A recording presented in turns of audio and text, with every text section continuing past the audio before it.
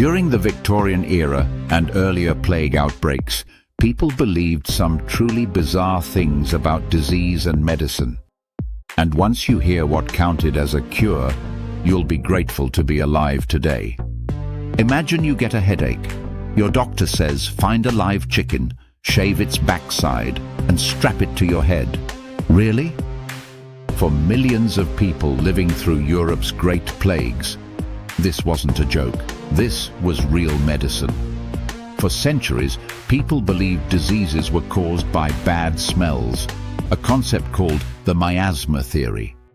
This led to some of the most stomach-turning cures in history. Today, we're diving into the most absurd and disgusting plague treatments ever attempted, from weaponized smells to, well, you'll see. Before we get into the madness, you need to understand why anyone thought these ideas made sense. Pre-modern medicine was built on two very wrong beliefs.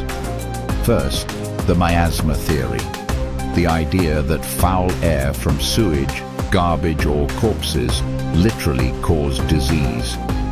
One Victorian reformer even said, all smell is disease.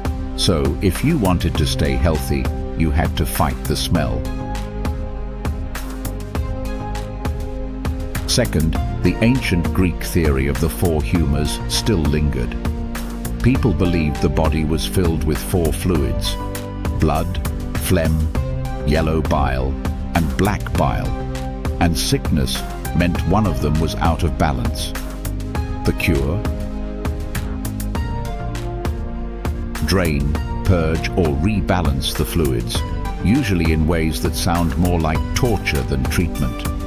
Combine these two ideas: bad smells cause disease, and your body is a bag of unstable fluids, and you get a recipe for some truly unhinged medical practices. Let's start with weaponized smells. The great stink of London.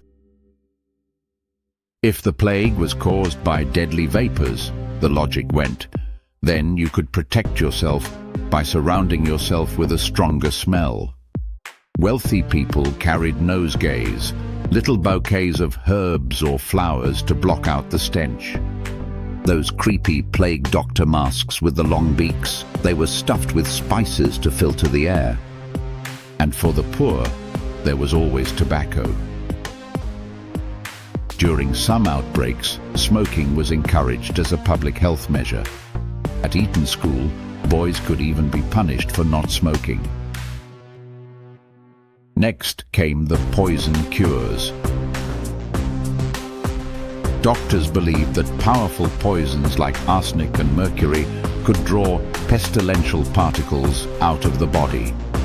Mercury was especially popular. It made patients salivate uncontrollably, which doctors mistook for the disease leaving the body. In reality, it was mercury poisoning, destroying their nervous system. But hey, at least they weren't coughing anymore. Or doctors gets a pigeon or rooster still alive, cut it open, and strap its warm, bleeding body onto a patient's plague sores. Toads were also popular.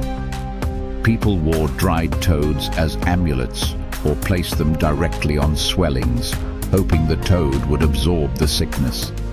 Leeches were used to suck out bad blood, leaving patients weak, bleeding, and covered in twitching parasites. It was like a spa treatment from hell. Now we get to the truly revolting cures. Urine was considered a legitimate medicine. People were told to drink it and bathe in it to ward off the plague.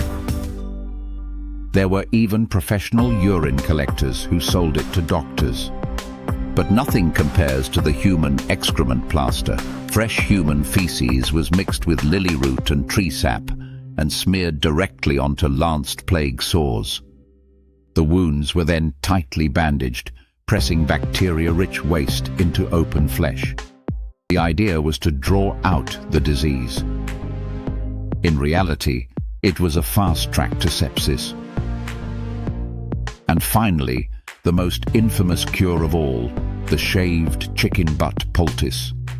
This method, known as the Vicary method, involved taking a live chicken, plucking the feathers from its backside and pressing its bare, warm rear end onto a patient's swollen sores. The chicken would be strapped in place until it either died or showed signs of illness, at which point doctors declared that it had absorbed the disease.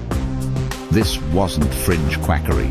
Versions of this treatment were recommended for centuries, even by London's Royal College of Physicians in the 1600s. From poison pills to poop plasters and chicken butt bandages, the history of plague cures is a masterclass in how wrong we can be. While doctors were busy taping dead animals to people, the real solutions, hygiene, sanitation, and separating the sick from the healthy, were right in front of them. Once germ theory arrived, everything changed. The enemy wasn't a bad smell. It was microscopic invaders. So next time you take antibiotics, spare a thought for your ancestors who might have been prescribed a dried toad or freshly shaved chicken. It really makes you appreciate modern medicine. If you want more weird history, make sure you subscribe.